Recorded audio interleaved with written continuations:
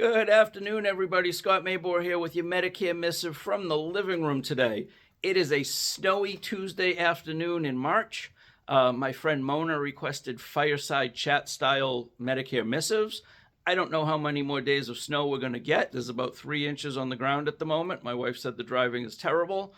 And tomorrow's supposed to be around 50. So I don't think we're going to have a lot more snow days and a lot more days to do fireside chats for Mona. So Mona, here you go. This is the second one I'm recording in a row. Spoke to I got an email on Saturday from a client, very unhappy. Insulin dependent, takes Humolog.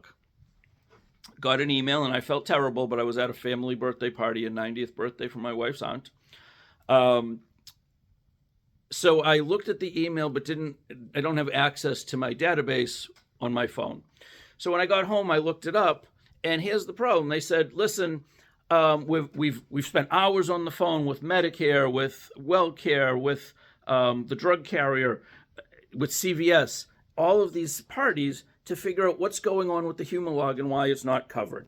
Now, Humolog is not covered by this particular drug plan. It just isn't. There is an alternative. I don't know if that works for him or not. I am not an endocrinologist. But here's the problem. I keep pretty detailed records. When somebody works with me, one of the first questions I'm going to have for you is I need a detailed drug list. You're going to send that drug list to me. I am going to put that into my system, or you put it in the system yourself.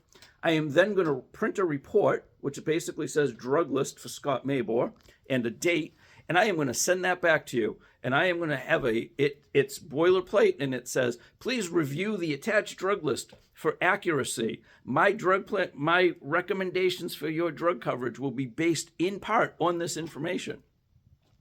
So I pulled that up, dated October 24th. There's no Humolog. So there's 8, 9, 10 medications on the list. Humolog is not one of them. I have in my notes that he was switching from injectable insulin to, an insulin pump, so a vial. Humolog was not on the list. So you're absolutely correct, and I feel bad, and I will certainly do whatever I can to help them change plans, because Medicare said they could. But be aware, when you're picking plans, accuracy matters. It is unbelievably important. I'm trying to keep the fire in frame. It is unbelievably important to be accurate, whether it's a tablet or a capsule, whether it's 50 milligrams or 75. All of that matters because you may find that the 50 milligram isn't covered. In this particular case, one type of insulin is covered, the others are not. Drug plans are required to cover one drug in each category, not all of them. So I do feel bad, and I always worry when I get an email like that, did I screw something up? But again, my records are pretty accurate. This is the email I sent you on October 25th. I ran the drug plan October 24th. Humolog was not on the list. So yes, I recommended a plan that doesn't cover Humolog. I don't read minds. I didn't know he takes Humolog. So it's just a warning. Be careful. If you're doing this yourself, you must put in your drugs. The list must be complete. And it has to be accurate. That's dosages, that's format.